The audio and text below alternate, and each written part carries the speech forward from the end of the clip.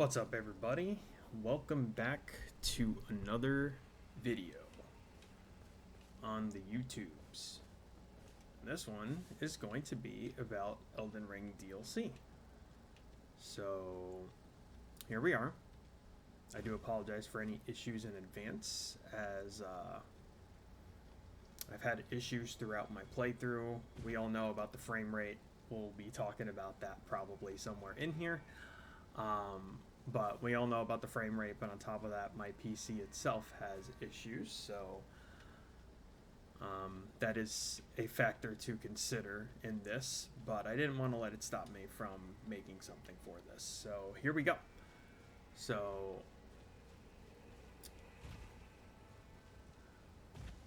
just a bit of background for myself. Just realized I have points from finishing the game that I want to make sure I distribute accordingly, so let's not forget that. But my background of Souls play is I'm not great at them. I've played them. Sometimes I struggle quite a bit in them, but that's part of the journey, right? Like, that's supposed to be the extent to, or supposed to be part of what happens in these games. Some more than others. I tend to lean more towards the not as good and or using tools in Elden Ring that traditional Souls players probably would not use. Like, I'm much more open to summons and things like that, especially in this DLC, so that's just a precursor to my skill or lack thereof. So, but for background, I started with Bloodborne. I then moved on to Dark Souls 3. Then I believe I played Dark Souls 1, went backwards to do that. I think I played Dark Souls 2 before Sekiro came out. I might have mixed those two. Obviously, base game Elden Ring to prepare for Shadow of the Erdtree, so now I have that under my belt. I even have some non-FromSoft things in mind.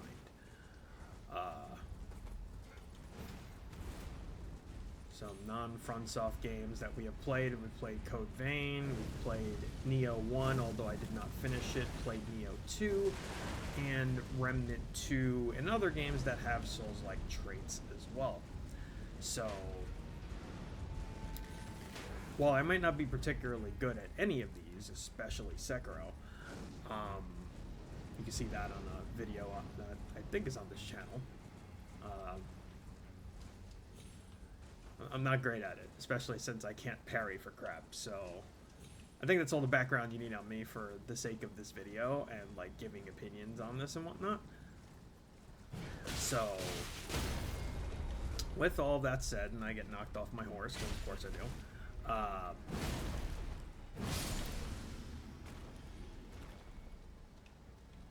with all of that said, there's supposed to be a lake around here or something. Alright, going backwards here, because I think we found where we need to go. But exploring's been fun. No complaints there. A lot of the areas, even though some of the areas are more empty than others, like the main area, like kind of these areas that look like this on the outside, plus the occasional appearance of Nick Cage here.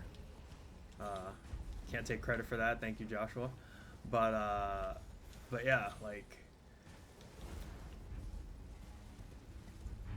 these are fun to explore. Usually have enemies in it. There are some other areas that I'm convinced only exist to advance plot or a side plot or leading to a boss, that are more empty than others.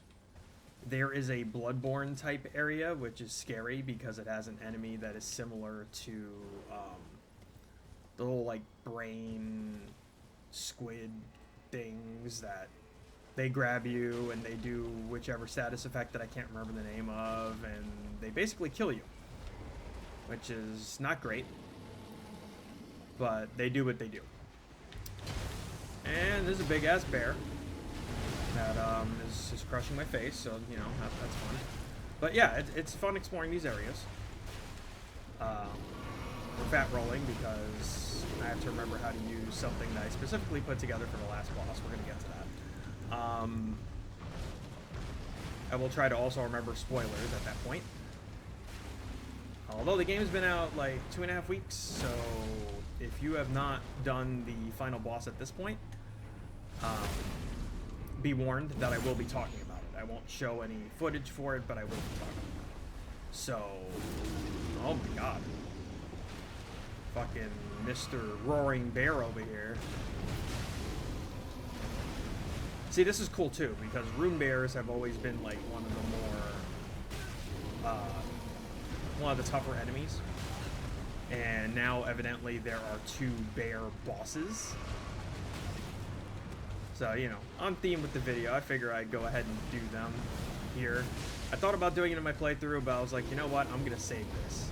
I didn't know at the time I was gonna save it for this video, but figured why not save it and do it here and have that be the gameplay. And there's 2 of them to my knowledge, and this first one's about to get his shit wrecked unless something crazy happens. There we go. Easy. But these areas are fun to explore. You run into, of course... Oh, we can become a bear? Or... What are we doing? That's cool. I'm gonna wear it. Fashion souls. This is how we also get sufficiently distracted from what we're trying to do. Look at him. Also no longer fat for rolling because of what we have in the physics, so that's cool. How can we mess with that? I think we're gonna take away from our build a little bit just for the sake of being a bear. In fact, let's go all the way with this, shall we? So as we barely keep our focus here, and I could have sworn I'd been to these areas, or at least here, because there's supposed to be a grace point around here, or a grace site. But I've also had to reload my file a bunch of times during the final fight, which again, I swear I will reference and talk about later, like I said earlier. But yeah, exploring's fun. The areas, like I said, I do think some are more empty than others or less exciting, but it's good areas. Like, I might even say the areas here are more interesting than the base game. The other big plus point for this is the amount of weapons as I get hit by these stupid things. I really hate these enemies. I hated them in the base game, I hate them in this.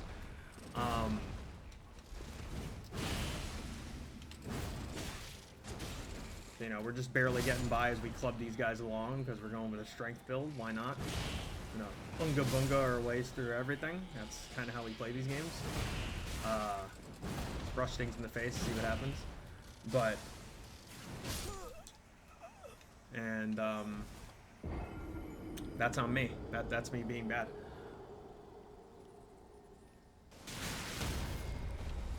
Look at that, right off the horse.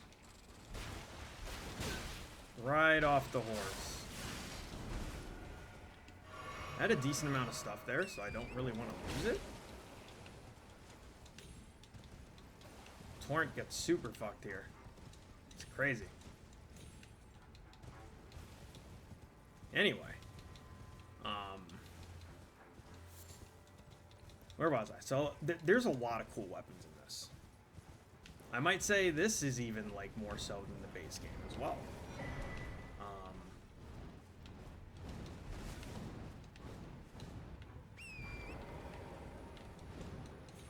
Like, more exciting. Whoops. Oh, wow. That didn't kill me. That's actually somewhat surprising. Hey, what you got for me, buddy? Ash of War, the poison flower blooms twice. Sure. Yeah, new thing. Cool. See, we're always finding new stuff. Well, there's a lot of cool new Ash of Wars and new weapons, which are all, you know, makes it so you want to find more larval tiers and encourages building, like, which is fantastic. Like, there's a axe that I can't remember the name of. It comes from the Death Knights. Hey, look, another bear. This was completely unintentional because I don't remember being here. Or at least not this particular way, because we definitely didn't run to a rune bear the last time we were in this area. So that's cool. Get a regular one and 2 boss ones, if I could do this right. And we got the stagger, so we're just gonna bop them over the head, and that's literally all we did because we didn't take advantage of the visceral for some reason. Missed opportunity. Nope.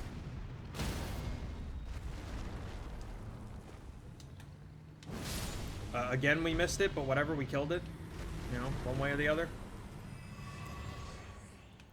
But yeah, there's an axe from the, I believe, the Death Knight enemies. I think you can fight them twice, but I've only found them once. I also know there's a grace point around here and that I got previously, and I don't currently have now, so I'm going to try to find that again real quick before we go too much further. But, the scenery, which I talked about, because we were talking about the weapons. So, but there's a axe that you can get from the Death Knights, and it kind of looks like, it's not like a beefy axe per se, it's a thin axe, if that makes sense.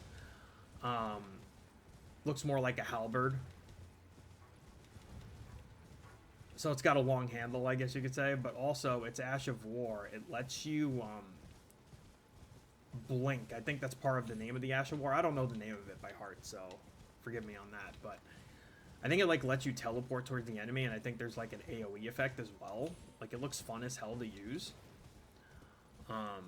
But that's just one of many examples. You know, we're using this club. I wasn't expecting to do that. I wasn't expecting to do bleed, which I was kind of forced into. And I keep alluding to stuff that I'm going to talk about later, and I swear I will. But this is something I experimented with.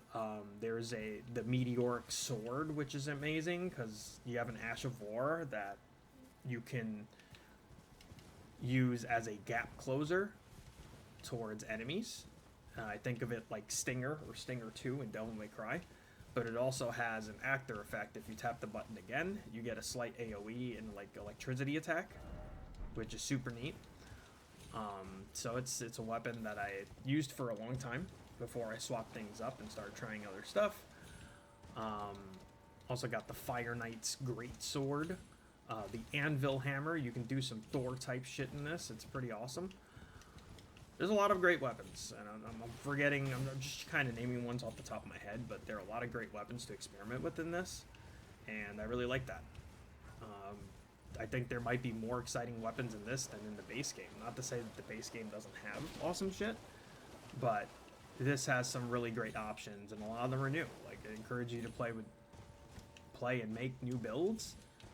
That's fantastic. It's a huge plus point for this. The Erdtree fragments, or Erdtree fragments, evidently as it's pronounced. Hey, we found the grace from earlier. The Erdtree fragments are kind of a mixed bag for me. It really takes a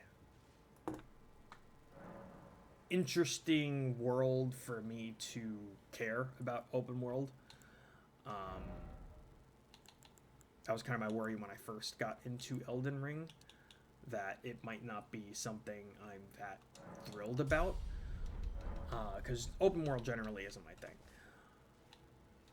And the Erdtree fragments and the Spirit Ashes, I think that's their name, Spirit Ashes, these things here. Yeah, Spirit Ashes. So, they're maxed out, but, like, that wasn't fun. Right, I'm just exploring random parts, and I realized I just said the exploring was pretty cool, but like, in doing this, and you get to fight some cool bosses along the way, so you know it's not true to some extent, because you do run into some of those other areas that I was talking about earlier that maybe are a bit too empty, but it's something new to look at. Like, there's truly new and original areas. They don't all look samey, which I would hope not in an open world, but that's beside the point. But you have to find the fragments, and essentially the Erdtree fragments are how you scale your stats in this, which means all your base levels from the base game only mean so much.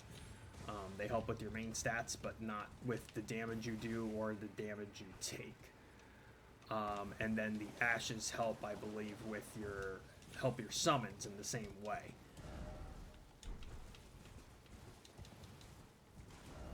So there's that.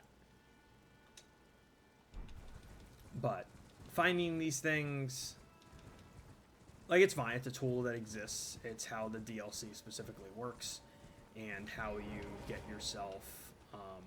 we're going to buff here since we found the other bear. But how you get yourself... what is it? How you get yourself upgrades. How you get yourself more powered up and prepared for the DLC versus not. The DLC is hard enough as is, so I would say definitely take advantage of all the tools you could possibly get. And if you don't do that, and are saying the boss is too hard, well, that's kind of on you. You know, I see people complaining about the difficulty, but then don't want to go look for Erdtree fragments. And I get it. If you don't like open world, then maybe that's a bit of an issue for you. But, you know, it's a factor you have to consider before just being all like, well, game's too hard. Did you use all the tools that were given to you? No? Kind of on you, bro. Oh god, this bear hurts a lot more than the other one. This is the big boy bear.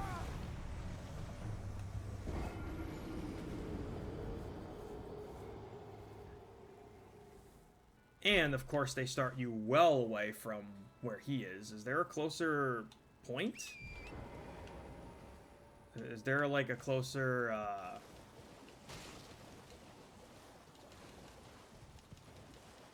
Grace or a Statue of America or something closer to this guy? This would feel real bad trying to go all this way to him over and over again, but if it's what we gotta do, it's what we gotta do. So the fragments are a bit of a mixed bag, depending on how much you like open world, but again, it's what you need to do. And it's nice seeing that damage go up. I suppose it's not that far if you know where the fuck you're going.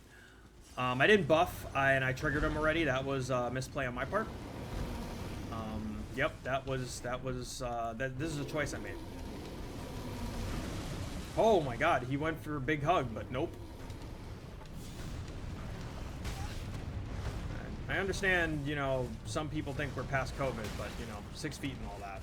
No hug, buddy. Oh god! This guy's got me. Probably. I'm trying to buff, like, mid-fight. It's not smart. Like that. Remember what I said earlier about not being a scrub at the game? Don't play like me. That's the easy way to not be a scrub. That and, like, trying to keep track of buffs in mid-combat and pay attention to the boss movements, especially when you don't even know what it's going to do and it's a new one. It's exciting. It's part of... everyone knows this. It's part of the experience. But speaking of boss fights, actually, these are pretty neat because, again, it's like the room bears were already threatening just out in the open world. They're a bit tanky, stronger than they need to be, whatever. It was, you get scared a little bit when you run into them, when you encounter them in the open world in the base game. So now that they have 2 boss bears, that first one was whatever. This one's clearly the real fight of the 2. I think there's only 2. There might be others. I don't know. But yeah. So this is cool. Just based on principle, like this one's cool. Yeah, like we said earlier, we embrace our tools here, so we're gonna go ahead and use, you know, everything that we can. Especially since we're losing some bleed buildup as is, since we're trying to be a bear. Fight the bear with bear gear. Bear gear. So, Mesmer's pretty cool. This thing's pretty cool. The Mesmer fight is great. Like, it was alluded to in the trailer. Or, not alluded to, they flat out showed it. But that was great. I'm playing like a little bitch here. I'm trying to, like, get all my buffs going first. Heal, please. I also want to summon Mimic. Can I get away with it? Yep. Took a shitty hit, but we got away with it. Uh-oh. Kill me, please. Thank you. But Mesmer's pretty cool. The Erdtree avatar is also pretty cool. It's like it's a tree fight, basically. Oh fuck, it grabbed me. There's the hog.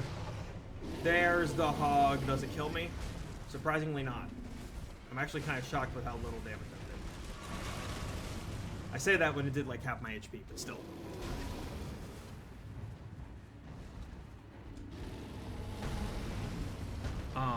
Rolana is cool, even though she runs into the territory I'm about to talk about with other bosses. Oh shit, there's an edge!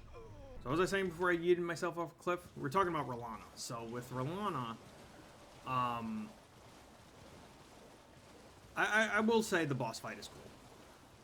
But like I said, it leans towards territory that I don't necessarily like, and I feel like this has been a thing since Elden Ring, and you know, this is not new news, but they really just turned it up to 11 in this. So anything that isn't the fights that I just mentioned, and really, actually all the fights in this DLC, let's be honest, they really turned it up to 11 on the aggro scale. And the thing with that is I feel like part of that is just due to how the game's designed, that they allow you to do more things. Like, it's not so much about you and the boss anymore. I think because you can do NPCs in certain fights and or summon things, I feel like the bosses are designed around that, and in attempts to balance things, they go ahead and say, well, the boss is actually going to be super aggro due to that. I could be wrong on that, but it's something I felt and in the base game, and they definitely double, triple down on that for Shadow of the Erdtree. And this is with every single boss, including the fights that I do like.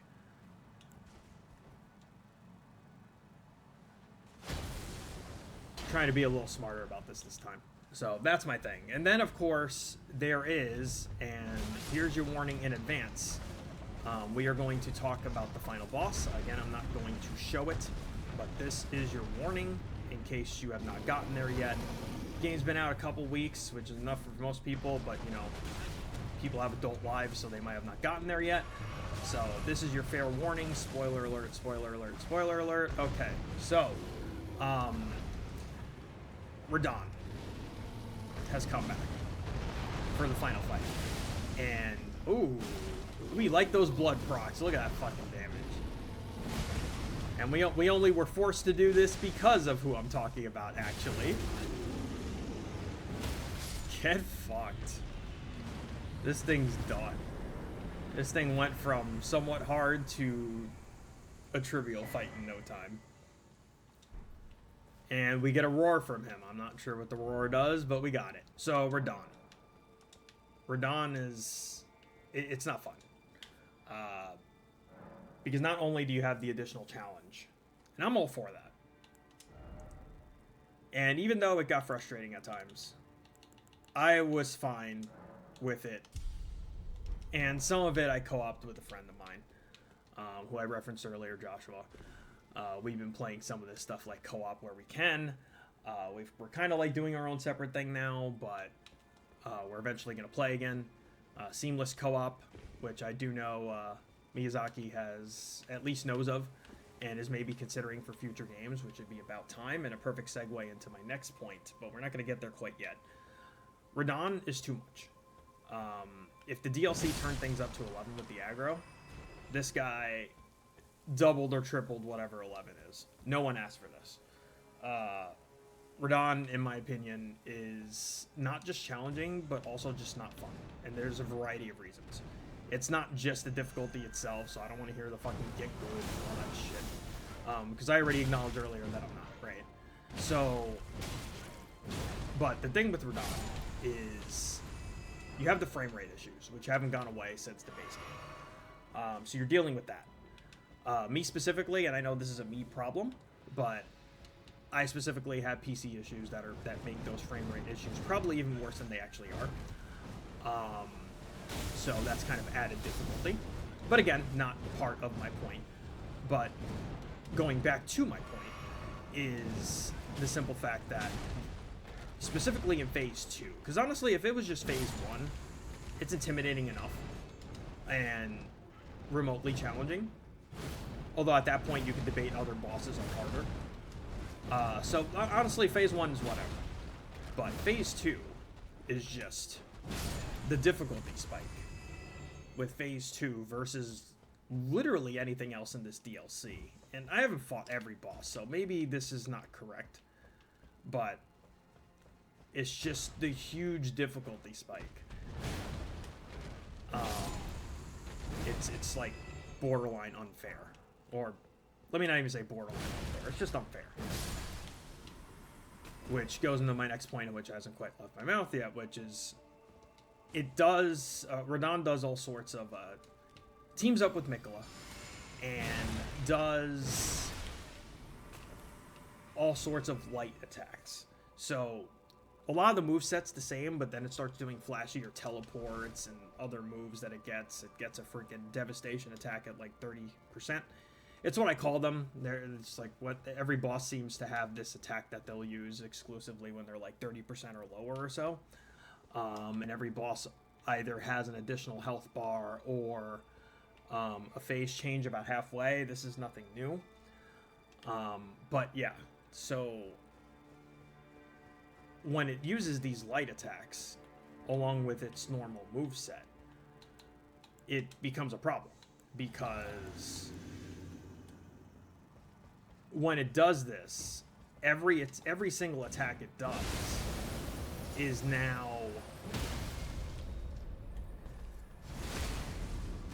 Every single attack it does now has an extra effect to it. It has like an AoE. Which is fine. Like they'll do their normal combo, and then there's like an AoE to avoid, or a shockwave, whatever we want to call it. But on top of that, these light waves can and will get in the way of your vision for being able to like see what happens. And the range, and his swords are already huge as is, so he's got range already. The range of these AoEs is absolutely disgusting and requires like super specific timing. I swear he also has like a 6 or 7 hit combo, which is absolutely absurd.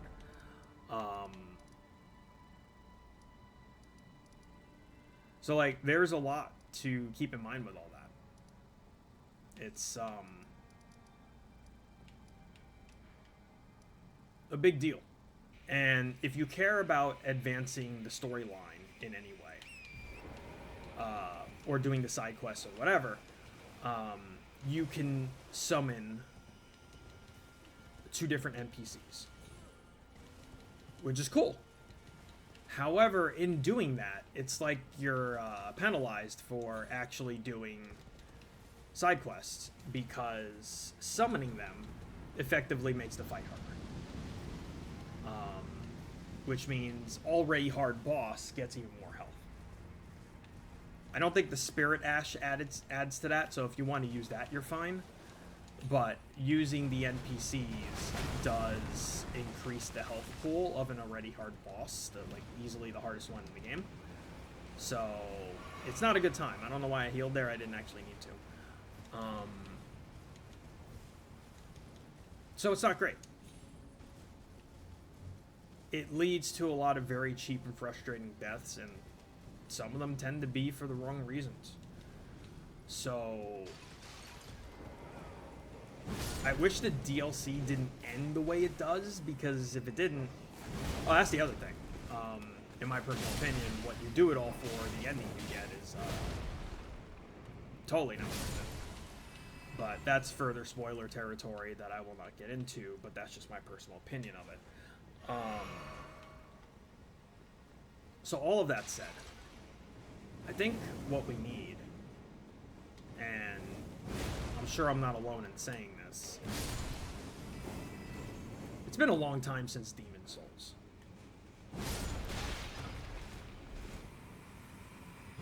I forget exactly how many years, maybe it's a decade at this point. It's been a long time since the original Demon Souls on PS3. It's time to change stuff up. I want to say that's the engine. I don't really know if that's technically accurate. I'm not a game designer by any means, but it feels like they've been using like the same framework for things since then. And of course, with Elden Ring being open world, and there were issues then, 2 years later or so to come out with the DLC, they added even more to said open world. And the same issues are still there, or debatably worse, although there was a patch that somewhat addressed that, but the issues are still there.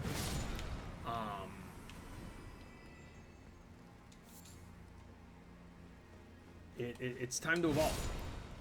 Even Armored Core, that runs overall better from what I know. I can't speak from experience there, but even that has its fair share of issues. Whatever the next game is, needs to change things up. So, change the framework for something that's more stable, especially with a very input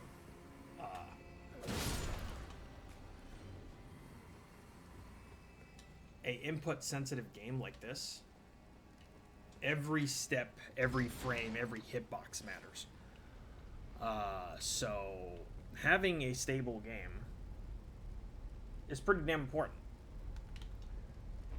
And every game has suffered somewhat from this. But Elden Ring is probably the worst offender, which is crazy to say because Bloodborne runs at 30. Still don't have a remake or PC patch that gets you 60 frames per second, unless you, of course, have awesome modding skills or anything like that, what people are doing to get around that because Sony won't do it. But that doesn't always keep a steady 30, and I feel that runs better than this does at certain points. Whoops. So, it's time to change things up in that. It's time. Long overdue. I do personally hope that the next thing... Okay, there goes those PC issues I was talking about earlier. I don't think the frame drops are that bad for people. But anyway, it's time to change. We need a more stable framework for the next game. Whether the next game ends up being open world, which I kind of hope not. Like, I've got my fill. I enjoyed it. But I kind of want to go back to the more linear stuff. With, like, Bloodborne. Maybe not Sekiro, because, I suck at parrying. I'm fully willing to acknowledge that. So, not that. The Bloodborne, Dark Souls, Demon Souls, something along those lines. But, like, the next step. I don't know what the evolution is past upgrading the framework. If it's... Like, I think Dark Souls is done. Bloodborne isn't going anywhere. Like, whatever it is. Like, give me the basics of a FromSoft game. But in a better working framework. I think that's really all that needs to be said. And for the love of whatever you believe in, make co-op not suck.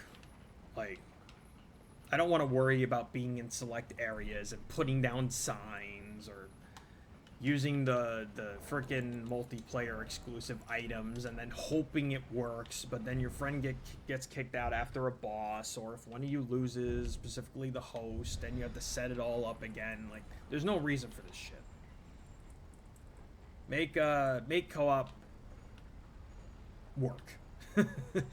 Because it kind of doesn't right now.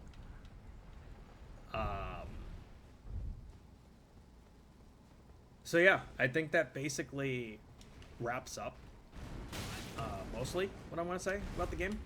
I like the DLC. I really do. I would be perfectly willing, along with most critics out there, to give it a 9 or 10 or whatever, but I can't do that because of the issues that I mentioned. Honestly, the final fight does hurt things for me. I think 6 is a bit too mean. If I was to slap a number on it, I'd probably be like between a 7, 7.5. Because past issues were not addressed, because of the Radon fight, because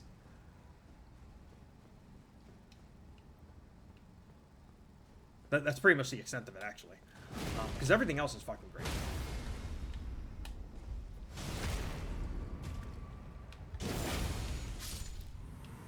And before this gets too much more ranty, I think that's basically it. It's time for change. We all want it. In the back of our mind somewhere, I think it's... everyone would be up and willing for what's next. We know nothing at this point about what that is, but whatever it is, I'm sure we're very much open to that. Elden Ring has been a great experience overall. This DLC to cap things off. Sad to see it go, but due to the nature of the final fight,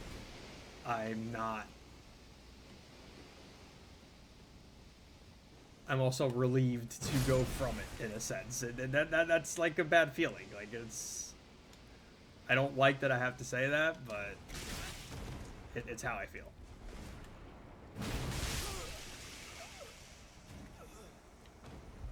It feels about as bad as what happened just there. So, with that all said, I think that's going to wrap up this video. And let me know what you guys think. What bosses you guys found exciting. How much you agree or disagree with me. You can feel free to tell me to just get good, and to some extent you're going to be right. But if you're the 1% of this game that, you know, this is exactly what you wanted, one, you're far from the majority audience, and two, like, that's my whole thing with the final fight anyway.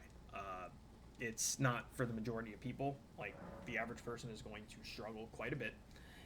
And, you know, just parry, just do this, just do that. Like, I'm not interested in hearing all that. I also refuse to do the fight with just holding up a shield and poking over and over. And I do realize that perhaps bleeding is one of the easier ways to do it, but I wanted to actually have a fight as opposed to just mostly being on easy mode. I say this alongside using summons, but again, as mentioned before, if you bring in the NPCs, you do effectively make the fight harder anyway. So...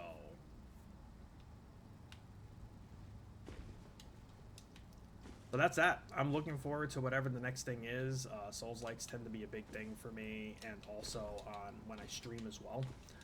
To anyone that caught me live doing this, I appreciate you. If you caught this, I appreciate you as well. If you're new, feel free to hit that usual like and subscribe button. And that's all I got. We're going to cap it off here. Take care, everybody. And hopefully you get by Shadow of the Erdtree, even if you're just barely scraping by. Take care.